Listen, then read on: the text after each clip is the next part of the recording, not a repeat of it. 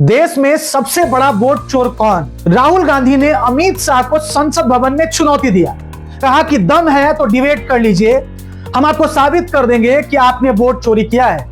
यह सुनते ही अमित शाह तमतमा गए। आपकी मुंसफी से संसद नहीं चलेगी, मेरे यहां बोलने का क्रम मैं तय करूंगा, इस तरह से नहीं चलेगी संसद। मान्यवर, उनको धैर्य रखना चाहिए, उनको धैर्य रखना चाहिए मेरा जवाब सुनने का। इनकी एक एक बात का जवाब मैं दूंगा, मगर मेरे भाषण का क्रम वो तय नहीं कर सकते, मैं करूंगा क्योंकि मैं बोल रहा हूं। ये घबराया हुआ रिस्पॉन्स है, ये डरा हुआ रिस्पॉन्स है। Amit Shah ji, I challenge you to have a debate on the 3 press conferences. Amit Shah ने कहा कि हम क्या बोलेंगे, कैसे बोलेंगे, हमारा लाइन आप डिसाइड नहीं कर सकते हैं। कल संसद भवन में भयंकर बवाल हुआ। राहुल गांधी और अमित शाह के बीच तीखा नोक-झोंक हुआ। अमित शाह ने भी चिल्लाया, राहुल गांधी ने भी पटाख से सवाल दाग दिया। अब सबसे बड़ा सवाल है कि असली वोट चोर कौन? क्या सच में भारत में वोट चोरी हो रहा है? सच में चुनाव आयोग के जरिए वोट चुराने की कोशिश की जा रही है? क्या सच में एसआईआर गलत है? एसआईआर के जरिए वोट चुराने की कोशिश की जा रही है? बिहार में तेजस्वी यादव ने भी चुनाव आयोग पर गंभीर सवाल खड़े किए हैं।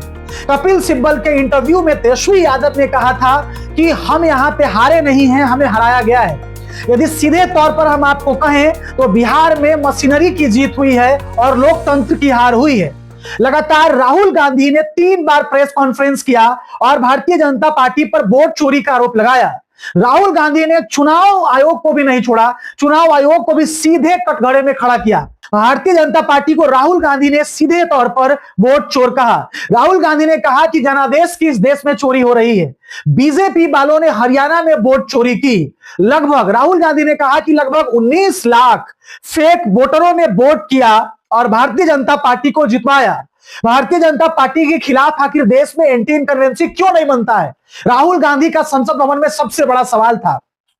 कल अमित शाह उसी का एक एक करके जवाब दे रहे थे। इसी बीच अमित शाह के मुंह से कुछ स्लैंग वर्ड भी निकल जाता है जो लगातार सोशल मीडिया पे वायरल हो रहा है।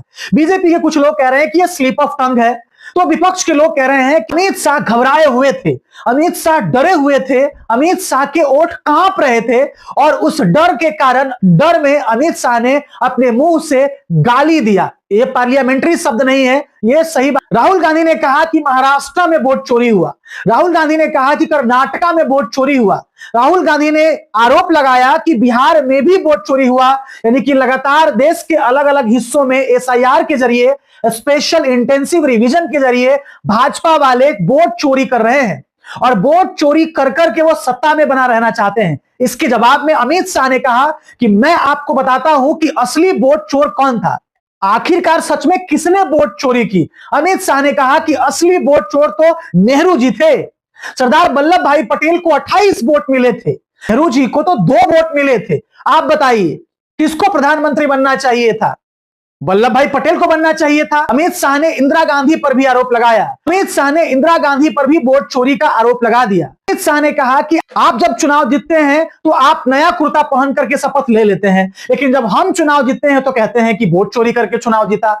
अमित शाह ने कहा कि ऐसा नहीं कि मैं सारा चुनाव जीत गया हूं, ऐसा नहीं कि मैं लगातार चुनाव जीता हूं, मैं कर्नाटक में चुनाव हारा, मैं तमिलनाडु में चुनाव हारा, मैं तेलंगाना में चुनाव हारा, मैं बंगाल में चुनाव हारा, मैं 2018 में छत्तीसगढ़ में चुनाव हारा, मैं 2018 में मध्य प्रदेश में चुनाव हारा। जब आप हिमाचल प्रदेश में जीत जाते हैं तो आप नया कुर्ता पहन करके शपथ ले लेते हैं, लेकिन जब हम जीतते हैं तो हमारे जीत को आप कहते हैं कि आपने वोट चोरी किया। इस वाद विवाद के बीच में कंगना रनावत भी बीच में कूद पड़ी। कंगना रनावत ने कहा कि प्रधानमंत्री मोदी वोट नहीं चोरी करते हैं, प्रधानमंत्री मोदी ईवीएम हैक नहीं करवाते हैं, प्रधानमंत्री मोदी जनता के दिलों को हैक कर लेते हैं। ये वही कंगना रनावत हैं जो बोलती थी कि हमें आजादी 2014 में मिला है, आजादी हम 2014 के बाद हमें मिला है। दरअसल 2014 से पहले ये देश गुलाम था। कंगना रनावत के अनुसार ये देश 2014 के पहले गुलाम था। कंगना रनावत के अनुसार ये देश 2014 के बाद आजाद हुआ। प्रधानमंत्री मोदी को अपना गुरु मानती हैं, प्रधानमंत्री मोदी को अपना पिता मानती हैं। कांग्रेस वालों ने तो इस देश को गुलाम बना रखा था। कांग्रेस वालों ने आईआईटी बनवाया, कांग्रेस वालों ने IIM बनवाया, कांग्रेस वालों ने एम्स बनवाया, कांग्रेस वालों ने इसरो बनाया, DRDO बनाया, वो सब बना करके गुलामी में रखे हुए थे।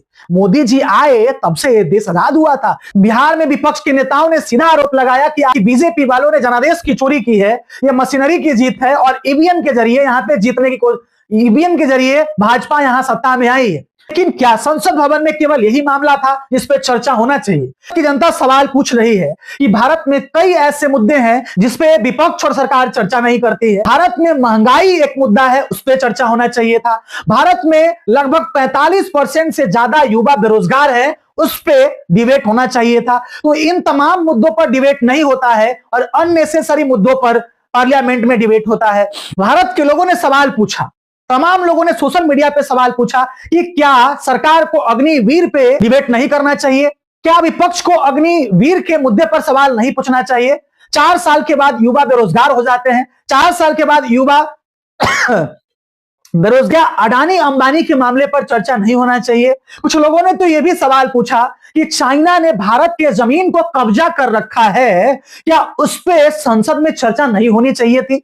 बिहार में लगातार बुलडोजर चल रहे हैं, बिहार में लगातार गरीबों के घर तोड़े जा रहे हैं, गरीबों को घर से बेघर किया जा रहा है, बिहार में बेरोजगारी एक मुद्दा है, पलायन एक मुद्दा है। क्या देश में इस पे चर्चा नहीं होना चाहिए था? जो तमाम अननेसेसरी मुद्दों पर विपक्ष और पक्ष के लोग चर्चा करते हैं, लगातार सत्ता पक्ष और विपक्ष जनता के पैसा को बर्बाद करते हैं। देश में कई ऐसे तमाम मुद्दे हैं जिस पे चर्चा होना चाहिए। क्या होना चाहिए कि नहीं होना चाहिए? मैं चाहता हूं कि अपनी प्रतिक्रिया आप जरूर दीजिए और जरूर बताइए कि क्या जो संसद भवन में चर्चाएं चल रही है, क्या ये इंपॉर्टेंट है या नहीं? क्या इस पे भी चर्चा होना चाहिए? और टॉपिक देश में है, क्या उस पे भी चर्चा होना चाहिए? क्या बेरोजगारी पे चर्चा होना चाहिए कि नहीं होना चाहिए? क्या गरीबी पे चर्चा होना चाहिए कि नहीं होना चाहिए?